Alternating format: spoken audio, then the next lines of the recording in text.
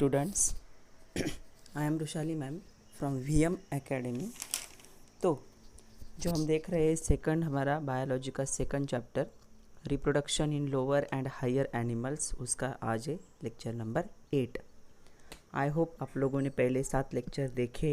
अगर पहले 7 लेक्चर देखे तो ये आज का लेक्चर समझ में आएगा। आज हम लास्ट पार्ट देख रहे हैं फीमेल रिप्रोडक्टिव सिस्टम का, दैट इज़ असेसरी ग्लैंड। उसमें हम देखेंगे मैमरी ग्लैंड, और उसके साथ ही हमें देखना है एक important topic, that is the puberty in male and female. Puberty का मीनिंग होता है sexual maturity in male and female, जो कि 12 के एज के बाद 12 to 15 जो एज होता है उसके बीच में क्या होने लगती है, डेवलप होने लगती है, उसे क्या कहोगे, प्यूबर्टी। तो चलो स्टार्ट करते हैं आज का टॉपिक। आज हम पहले देखेंगे असेसरी ग्लैंड, उसके बाद मेमरी ग्लैंड एंड प्यूबर्टी। तो आज का है लेक्चर नंबर 8। पहले 7 लेक्चर अगर आपने देखे, समझ में आ रहे तो चैनल को सब्सक्राइब कीजिए। तो चलो स्टार्ट करते असेसरी ग्लैंड, जिनको वेस्टिबुलर ग्लैंड भी कह सकते हो या बार्थोलिन ग्लैंड्स भी कह सकते हैं। ऐसे ग्लैंड्स जो क्या करेंगे, कुछ तो सिक्रेट करेंगे, लुब्रिकेटिंग फ्लूइड सिक्रेट करेंगे। तो ये जो होते हैं ये पेयर में प्रेजेंट होते हैं, मतलब 2 होंगे, homologous to the Cowper's gland of the Cowper's glands of male. तो हमें पता है मेल के कॉर्पस ग्लैंड क्या करते थे, ड्यूरिंग कॉपुलेशन जो लुब्रिकेटिंग फ्लूइड ज़रूरी था उसे क्या कर रहे थे, वो रिलीज़ कर रहे थे, उसे वो प्रोड्यूस कर रहे थे। तो इन कॉर्पस ग्लैंड को बल्बो यूरेथ्रल ग्लैंड भी कहते हैं, क्योंकि बल्ब की तरह थे, दोनों साइड से थे। याद है, ऐसे पेनिस था तो यहाँ ऐसे 2 प्रेजेंट थे बल्ब की तरह, इसलिए क्या कहते हैं उनको, बल्बो यूरेथ्रल ग्लैंड और कॉर्पस ग्लैंड, जिनका काम क्या है, to release the lubricating fluid, जो क्या कर सके, जो भी कॉपुलेशन की प्रोसेस है उसमें क्या कर सके, इजीली स्पर्म को क्या कर सके, यूटेरस तक पहुंचा सके, क्योंकि उसकी वजह से चिकनाहट आती है, लुब्रिकेटिंग फ्लूइड है, तो ये वो क्या होंगे, जो स्पर्म होंगे इजीली क्या होंगे, एक तक पहुंच सकते हैं। तो ये सेम होते हैं, होमोजेनियस मतलब similar to the Cowper's gland of male. तो फीमेल के होंगे एसेसरी ग्लैंड कह सकते हो, वेस्टिबुलर ग्लैंड कह सकते हो, या फिर बार्थोलिन ग्लैंड भी कह सकते हो। दे ओपन इनटू द वेस्टिबुल्स मतलब जो बाहर की तरफ, जो एक्सटर्नल जेनिटलिया होता है वहाँ का जो ओपनिंग होता है, उस पूरे एरिया को क्या कहते हैं, वेस्टिबुल। तो ये यहाँ पे ओपन होगा and release the lubricating fluid. तो ये भी क्या करता है, लुब्रिकेटिंग फ्लूइड को क्या करता है, रिलीज़ करता है। तो ये वेस्टिबुल में ओपन होगा और एक लुब्रिकेटिंग मतलब स्टिकी फ्लूइड को क्या करेगा, सिक्रेट करेगा। एक ग्लैंड है तो कुछ तो सिक्रेट करेगा ही, जो क्या कर सकता है, हमेशा वजाइना को क्या करेगा, वेट रखेगा, गीला रखेगा। तो ये लुब्रिकेटिंग फ्लूइड को क्या करता है, रिलीज़ करता है, ताकि वजाइना हमेशा क्या रहे, वेट रहे। उनको हम कहेंगे वेस्टिबुलर ग्लैंड। अभी हमें बहुत इंपॉर्टेंट टॉपिक देखना है, that is the mammary gland. हमें पता है जो भी ह्यूमंस होते हैं उनको मैमल्स भी कहते हैं, क्योंकि प्रेजेंस ऑफ मैमरी ग्लैंड, जो मिल्क सिक्रेट करने वाले ग्लैंड्स होते हैं वो क्या होते हैं, प्रेजेंट होते हैं। तो जब मैमल्स होते हैं तो अपने यंग वंस को, अपने चिल्ड्रंस को क्या करते, मिल्क फीड करते हैं, तो उनके पास होते हैं मैमरी ग्लैंड होते हैं। तो हमें देखना है mammary gland for the human. तो चलो थ्योरी शुरू करने से पहले मैं आप लोगों को डायग्राम दिखा के एक्सप्लेन कर देती हूँ कि मैमरी ग्लैंड एक्चुअली होते क्या है, उसके बाद हम पॉइंट टू पॉइंट थ्योरी भी देखेंगे। तो चलो मैमरी ग्लैंड के बारे में जानते हैं, जो बहुत इम्पॉर्टेंट टॉपिक है। हमें देखना है कि मिल्क का जो प्रोडक्शन है वो कैसे होता है, मिल्क जो प्रोड्यूस होता है मैमल्स में, हमें अभी देखना है फॉर फीमेल्स, तो कैसे प्रोड्यूस होता है वो देखना है। तो ये क्या है, एक टाइप के स्वेट ग्लैंड है। हमें पता है स्वेट ग्लैंड क्या होते हैं, जिसकी वजह से हमें पसीना आता है। सिर्फ ये क्या है, एक्सटेंडेड फॉर्म है स्वेट ग्लैंड का। स्वेट ग्लैंड भी क्या करते, वो क्या करते, स्वेट को सिक्रेट करते। तो ये मैमरी ग्लैंड क्या करेंगे, मिल्क को सिक्रेट करेंगे। मतलब ये स्वेट ग्लैंड का ही एक्सटेंडेड पार्ट है, एक्सटेंडेड स्ट्रक्चर है। ये कब होता है, जब प्यूबर्टी होती है, मतलब 12 ईयर की जब एज होती है, तब ये क्या होने लगता है, क्रिएट होने लगता है या फिर डेवलप होने लगता है, after the age of 12 year. Generally 12 year, but 12 to 14 year के बीच में क्या होने लगता है, जो भी फीमेल्स होती है उनके मैमरी ग्लैंड डेवलप होने लगते। बिफोर 12 ईयर वो क्या होते, नॉर्मल होते। उसके बाद क्या होते, वो बिकॉज ऑफ हार्मोनल चेंज वो क्या होते, उनका साइज़ बढ़ने लगता है, वो डेवलप होने लगते। तो उनमें क्या क्या चेंजेस होते वो देखते। तो सबसे पहले देखते ये जो दिख रहा है ऑरेंज कलर का अंदर का, ये क्या है, आपके लंग का पार्ट है। ओके, ये चेस्ट के नीचे का पार्ट देख रहे हैं हम। ये जो होते हैं रिब्स होते हैं, ये जो प्रेजेंट होगा 5 to 10 के रिब के बीच के रीजन में ये मैमरी ग्लैंड प्रेजेंट होता है। और लंग का रीजन भी है नीचे, ये लंग का रीजन है और ये रिब है। रिब मतलब जो पसली होगी हमारे चेस्ट में, उसके ऊपर का पार्ट है। 5th से लेकर 10th के बीच में क्या होगा, ये प्रेजेंट होगा। ये चेस्ट के मसल है, जिसे क्या कहोगे, ब्रेस्ट भी कह सकते हो मसल। इनके बीच में एक यहाँ पे दिख रहा है ये मसल का लेयर। ये जो मसल का लेयर है इसे हम कहेंगे, इन्हें कहेंगे पेप्टेरोलिस मेजर मसल्स। और रिब के बीच में जो मसल्स है उनको कहेंगे इंटरकोस्टल मसल्स। ये सारा पार्ट मसल से बना हुआ है, प्रेस होने वाला जैसे होता है, सॉफ्ट पार्ट होता है। ओके, उसके बाद ये जो है ये मसल, ये हो गए पेप्टेरोलिस मेजर मसल। ये दिख रहे हैं ना, ये प्रेस होने वाले होते हैं। तो ये जो येलो कलर का दिख रहा है येलो वाइट कॉम्बिनेशन में, इनको हम कहेंगे सस्पेंसरी लिगामेंट्स। ये क्या है, सस्पेंसरी लिगामेंट्स कहते हैं। ये लैक्टिफेरस ग्लैंड मतलब जो भी डक्ट्स होंगे उनको कनेक्ट करते। ये जो लैक्टिफेरस होंगे ग्लैंड्स या फिर लोबिल्स को होंगे या डक्ट को होंगे, उनको क्या करते, ये कनेक्ट करते।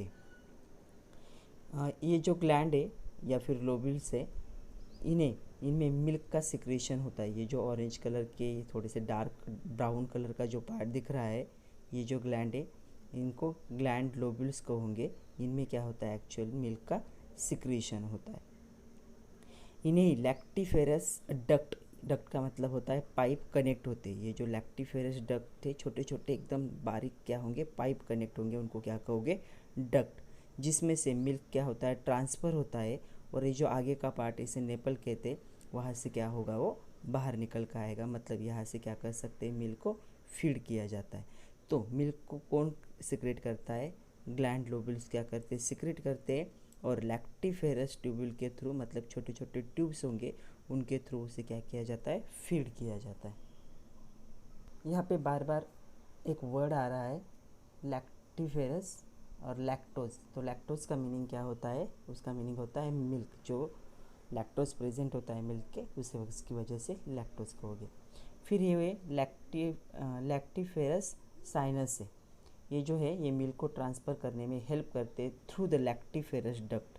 तो ये साइनस क्या करेंगे, उसे पुश करने में हेल्प करेंगे, उसे लैक्टिफेरस डक्ट थ्रू बाहर निकालने में हेल्प करेंगे। तो इन शॉर्ट हमने क्या दिखा, ये चेस्ट का रीजन था, रिब का रीजन था ये। ओके, ये जो मसल्स थे अंदर की तरफ, इनको क्या कहोगे, सस्पेंसरी लिगामेंट्स। उसके अंदर ग्लैंड लोबिल, उसे बहुत सारे डक्ट्स कनेक्टेड होते, उसमें मिल्क सिक्रेट होता है। और ये जो मिल्क है, ये जो पार्ट है, उससे क्या होता है, बाहर निकल के आता है, यहाँ से क्या किया जाता है, फीड किया जाता है। तो चलो अभी इसको हम थ्योरी में डिटेल में देखते हैं। तो चलो मैमरी ग्लैंड के कुछ पॉइंट्स देखते हैं डिटेल में। Accessory gland of female reproductive system. ये क्या है, एक एसेसरी ग्लैंड है फीमेल रिप्रोडक्टिव सिस्टम के, जिनका काम क्या है, production and release of milk. Production करना और रिलीज़ करना मिल्क को। कब, आफ्टर पार्चुरेशन, मतलब जब बेबी का बर्थ होता है तब भी मिल्क क्या हो सकता है, प्रोड्यूस हो सकता है और रिलीज़ हो सकता है। कभी भी प्रोड्यूस रिलीज़ होना पॉसिबल नहीं है।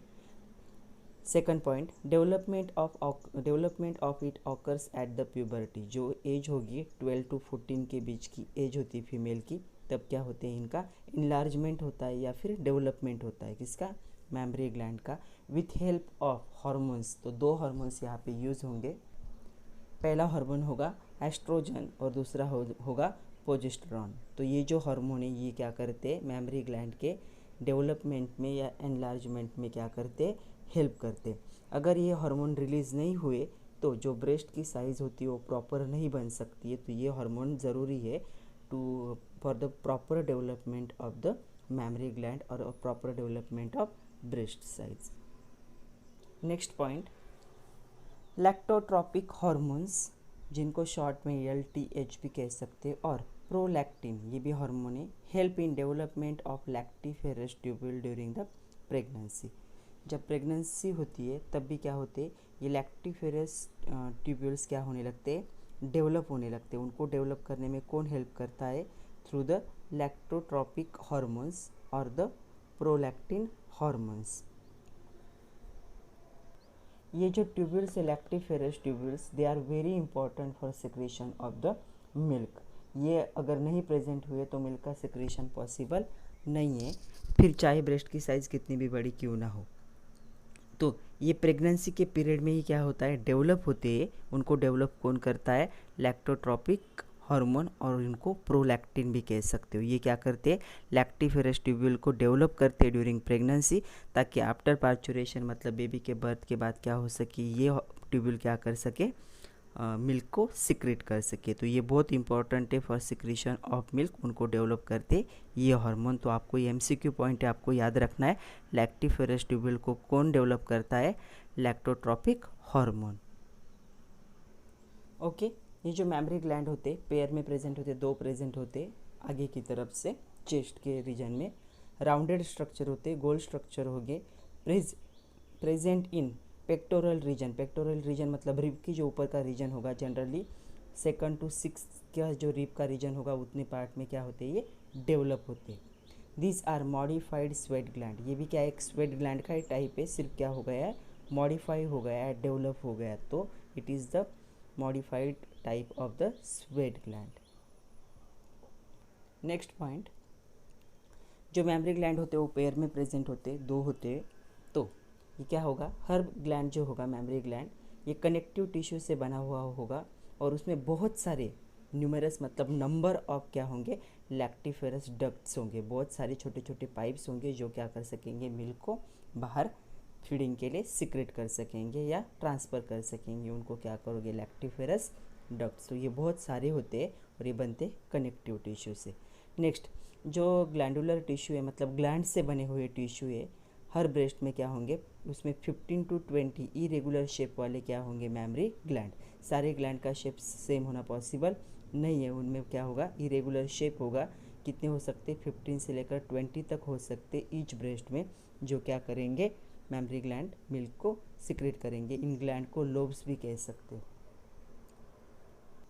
ओके, जो अलोरल ग्लैंड होते हैं वो क्या करते हैं, मिल्क को सिक्रेट करते हैं। ये ग्लैंड कहाँ स्टोर होते, लुमेन ऑफ अल्वेओली। जो ट्यूब्यूल्स होंगे हर लोब के, वो क्या करते, एक दूसरे को ज्वाइन करते और क्या फॉर्म करते, मैमरी डक्ट फॉर्म करते। जो मैमरी डक्ट होते हैं वो एक दूसरे को ज्वाइन होंगे और एक वाइड मैमरी एम्फ्यूला मतलब ग्लैंड को क्या करेंगे, फॉर्म करेंगे। ये ग्लैंड क्या होंगे, connected to the lactiferous duct, जिनमें से मिल्क बाहर निकल आएगा, उनको क्या होते हैं, ये ज्वाइन होते हैं। ओके, लास्ट पॉइंट, जो ब्रेस्ट का टिप होता है जिसे क्या कहते हैं, निपल कहते हैं, ये क्या करता है, मिल्क को रिलीज़ कर सकता है। तो ये क्या होता है, डार्क ब्राउन कलर का सर्कुलर एरिया होता है स्किन का, जिसे हम क्या कह सकते हैं, एरियोला कह सकते हैं, जो मिल्क को क्या करता है, सिक्रेट कर सकता है। वहाँ से बेबी को मिल्क क्या किया जाता है, फीड किया जाता है। जो टिप होगा निपल को क्या कहोगे, एरियोला। यहाँ से क्या होगा, फाइनली जो मिल्क अभी तक सिक्रेट और प्रोडक्शन हुआ है उसको फीड किया जाएगा टू द बेबी, तो उसे कहोगे एरियोला। तो ये था मैमरी ग्लैंड। अभी हम देखते हैं प्यूबर्टी। अभी हमें बहुत इंपॉर्टेंट पार्ट देखना है, प्यूबर्टी, जिसके बिना रिप्रोडक्शन पॉसिबल नहीं है। हमें दोनों के लिए देखना है, male as well as female. अगर आम भाषा में प्यूबर्टी कहोगे तो प्यूबर्टी का मीनिंग होता है जब आपकी एज क्या होगी, 12 ईयर, क्योंकि 12 से ज़्यादा होगी, जब आपका क्या है, टीनेज स्टार्ट होगा, उसे क्या कहोगे, प्यूबर्टी। तो प्यूबर्टी ऐसी एज है जिसमें रिप्रोडक्टिव सिस्टम क्या होने लगती है, फंक्शनल। रिप्रोडक्टिव ऑर्गन सारे बॉडी में प्रेजेंट होते हैं फ्रॉम द बर्थ, लेकिन उनकी डेवलपमेंट कब होने लगती है, एट दिस एज। इस एज में उसकी डेवलपमेंट होने लगती है। सेक्स ऑर्गन क्या करेंगे, मेल में गैमेट प्रोड्यूस करना स्टार्ट करते हैं, सेक्स हार्मोन भी क्या होने लगेंगे, रिलीज होने लगेंगे। इस एज को क्या कहोगे, प्यूबर्टी। आम भाषा में उसे जवानी कह सकते हो। In male it occurs at the age of 12 to 15 year. इस जो एज होता है मेल्स का, उसमें क्या होगा, ये जो प्यूबर्टी है वो क्या होती है, स्टार्ट होती है। This is the normal range जब प्यूबर्टी क्या होगी, स्टार्ट होगी, जब गैमेट फॉर्म होना शुरू होगा या सेक्स हार्मोन रिलीज होने लगेंगे या रिप्रोडक्टिव सिस्टम के जो भी ऑर्गन है उनका फंक्शन क्या होगा, डेवलपमेंट स्टार्ट होगा। तो ये एज होगी 12 to 15 फॉर द मेल। ये जो सेकेंडरी सेक्सुअल कैरेक्टर होते इन मेल वो होते बिकॉज ऑफ हार्मोन, उसे कहोगे टेस्टोस्टेरोन। तो आपको ये याद रखना है, एमसीक्यू पॉइंट है, secondary sexual character of male appears due to dash dash hormone. तो उसका आंसर होगा टेस्टोस्टेरोन नाम का जो हार्मोन है वो सेकेंडरी सेक्सुअल कैरेक्टर को अपीयर करता है। अभी सेकेंडरी सेक्सुअल कैरेक्टर मतलब, तो जो सेकेंडरी सेक्सुअल कैरेक्टर का मीनिंग होगा जब बाहर से हमें पता चलता है कि difference in male and female, जैसे मेल में होता है कि दाढ़ी मूछें आना या फिर चेस्ट पे बाल फॉर्म होना, मस्कुलर बॉडी फॉर्म होना, वॉइस चेंज होना, ये क्या होंगे, सेकेंडरी सेक्सुअल कैरेक्टर होंगे इन मेल। ये एक बार अगर फॉर्म हो गए after the age of 12 to 15 तो ये क्या होगा, थ्रू आउट लाइफ टाइम रहेंगे। ये जो फंक्शन है सेकेंडरी कैरेक्टर है, सेकेंडरी सेक्सुअल कैरेक्टर, ये इनका function through out the life रहता है, मतलब till the death of male ये कैरेक्टर वैसे ही रहेंगे। तो चलो अभी प्यूबर्टी देखते हैं इन फीमेल। इसे क्या कहोगे, सेक्सुअल मैच्योरिटी इन फीमेल। तो फीमेल के लिए भी सेम ही है, the reproductive system becomes functional at the puberty. ये जो एज होगी तब क्या होंगे, जो भी रिप्रोडक्टिव ऑर्गन प्रेजेंट होंगे उनका फंक्शन, उनका डेवलपमेंट क्या होगा, स्टार्ट होगा। ऑलरेडी बॉडी में प्रेजेंट होते फ्रॉम द बर्थ, लेकिन उनका डेवलपमेंट होगा at the age of 10 to 14 year. तो ये क्या है, ये यूजुअली एज गैप है, तब क्या होगा, ये जो ऑर्गन होंगे रिप्रोडक्टिव सिस्टम होगी उसका फंक्शन स्टार्ट होगा। यही एज है जब क्या होता है, फर्स्ट मेंस्ट्रुअल साइकिल क्या होगा, स्टार्ट होगा। और जब फर्स्ट मेंस्ट्रुअल साइकिल स्टार्ट होता है उसे हम क्या कहते हैं, मेनार्च कहते हैं। तो जब मेनार्च होगा एट 10 to 14 ईयर्स, तब क्या होगा, प्यूबर्टी मतलब रिप्रोडक्टिव सिस्टम क्या होंगे, उनका फंक्शन स्टार्ट होगा, उन ऑर्गन का डेवलपमेंट स्टार्ट होगा। जो फीमेल्स होती है उनके बॉडी में, उनके रिप्रोडक्टिव सिस्टम में साइक्लिक चेंजेस होते हैं। हमने देखे डे 1 क्या होगा, डे 2 क्या होगा, उसके बाद डे 14 में क्या होता है, एग रिलीज़ होता है, डे 20 तक क्या होता है, अगर रिप्रोडक्शन हुआ तो ठीक है, नहीं तो क्या होगा, ये क्या होगा, कन्वर्ट होगा। तो ये जो क्या होंगे, साइक्लिक चेंजेस होते हैं रिप्रोडक्टिव सिस्टम में फीमेल के, उनको हम क्या कहते हैं, मेंस्ट्रुअल साइकिल। ये जो साइकिल है 28 डेज़ के बाद क्या होता है, हर 28 डेज़ के बाद रिपीट होता है। मतलब हर मेंस्ट्रुअल साइकिल में कितने एक फॉर्म होंगे, एक फॉर्म होगा, और ये चेंजेस क्या होंगे, साइक्लिक होंगे। और ये साइकिल 28 डेज़ के बाद क्या होने वाली है, रिपीट होने वाली है। इसके बाद का हमारा नेक्स्ट टॉपिक मेंस्ट्रुअल साइकिल हमें डिटेल में ही देखना है, लेकिन आपको पता होना चाहिए ये साइक्लिक चेंजेस होते हैं, मतलब स्टेप बाय स्टेप होंगे, और ये साइकिल रिपीट होगी हर 28 डेज़ के बाद नॉर्मली। ये जो देखा हमने मेंस्ट्रुअल साइकिल, ये कंटिन्यू होता है only up to the menopause. Menopause मतलब जब तक आपका ये जो मेंस्ट्रुअल साइकिल है वो स्टॉप नहीं हो जाता। वो जनरली होता है 45 to 55 ईयर के बीच में। ये जो पीरियड होगा मेनार्च मतलब start of menstrual cycle to the menopause मतलब एंड ऑफ मेंस्ट्रुअल साइकिल, इसके बीच का जो पीरियड है, इस पीरियड को क्या कहते हैं, रिप्रोडक्टिव एज ऑफ फीमेल, जो कि जनरली 32 ईयर्स की होती है। हर फीमेल की रिप्रोडक्टिव एज कितनी होगी, 32 ईयर्स होंगी from the start of the menstrual cycle मतलब menarche to the end stop of the menstrual cycle मतलब मेनोपॉज। तो ये 32 ईयर्स की होंगी। तो हमने ऑलरेडी इसके बारे में बात की पहले भी। ओके, मतलब क्या है, female is unable to bear childrens naturally after the menopause. Menopause के बाद कोई भी फीमेल नेचुरली कोई भी चिल्ड्रन को बियर नहीं कर सकती, प्रेगनेंसी नहीं हो सकती या बेबी को बर्थ नहीं दे सकती, बिकॉज आफ्टर दिस कोई भी एक का जो प्रोडक्शन है वो नहीं होता। एक का प्रोडक्शन कब होता है, हर मेंस्ट्रुअल साइकिल में एक एक क्या होता है, प्रोड्यूस होता है at the middle of menstrual cycle, एक प्रोड्यूस होगा। अगर मेंस्ट्रुअल साइकिल ही नहीं हुआ तो एक का प्रोडक्शन नहीं होगा, रिप्रोडक्शन पॉसिबल नहीं है। इसीलिए मेनोपॉज के बाद मतलब after stopping the menstrual cycle कोई भी फीमेल रिप्रोडक्शन नहीं कर सकती नेचुरली, तो उसे क्या कहते हैं, मेनोपॉज कहते हैं, stopping of the menstrual cycle. तो इसके बाद एक प्रोडक्शन स्टॉप होता है, मतलब एक का प्रोडक्शन जो होगा फीमेल में वो कितने ईयर होगा, from the menarche to the menopause, मतलब ओनली 32 ईयर्स तक ही हो सकता है। हमने देखा है 416 एक क्या कर सकती है, हर फीमेल अपने लाइफ टाइम में क्या कर सकती है, प्रोड्यूस कर सकती है। 416 कैसे, एक बार फिर से बता देती हूँ मैं, आप लोग देख लो। टोटल रिप्रोड्यूसिंग एज है 32, ओके। उसके बाद ओके 32 साल में कितने दिन होते हैं, 365। मेंस्ट्रुअल साइकिल कितने दिनों के बाद रिपीट होता है, 28, मतलब 32 इंटू 13, मतलब एक साल में कितने बार मेंस्ट्रुअल साइकिल आ सकता है फीमेल में, ये आ सकता है 13 टाइम्स। तो हर मेंस्ट्रुअल साइकिल में एक मतलब 32 ईयर्स में कितने होंगे, 416 इतने एक क्या कर सकती है, हर फीमेल प्रोड्यूस कर सकती है मैक्सिमम। इससे कम भी हो सकते हैं, मैक्सिमम ये होगा, इससे ज़्यादा पॉसिबल नहीं। तो 32 years is the reproducing age. 365 days होते हैं, मेंस्ट्रुअल साइकिल 28 डेज में क्या होता है, रिपीट होता है। 32 इंटू 13 तो कितना होगा, 416 मैक्सिमम, इससे कम भी हो सकते हैं। लास्ट पॉइंट, जो मेनार्च है मतलब start of menstrual cycle, menstrual cycle जो साइकिल हर 28 डेज में रिपीट होगा टिल 32 ईयर्स, एंड मेनोपॉज मतलब stopping of the menstrual cycle, ये तीनों को कौन कंट्रोल करता है, गैनोडोट्रोपिक हार्मोन, जो गोनेड क्या करेंगे, रिलीज करेंगे। तो ये जो हार्मोन है, ये हार्मोन क्या करता है, गोनेडोट्रोपिक हार्मोन, ये हार्मोन क्या करता है, उन्हें कंट्रोल करता है।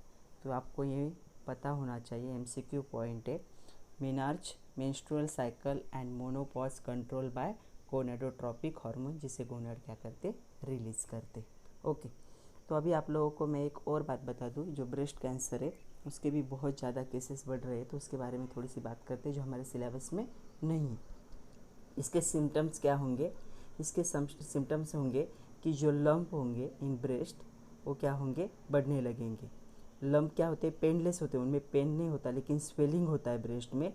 स्किन इरिटेशन होने लगता है, ब्रेस्ट के जो निपल है उनमें पेन होने लगता है, आगे का जो टिप होगा उसमें रेडनेस आ सकता है, स्केलिंग आ सकता है, थिकनिंग हो सकता है, या उसकी स्किन ब्रेक होने लगती है, उसमें से डिस्चार्ज निकलने लगता है। ये क्या है, उसके सिम्टम्स है।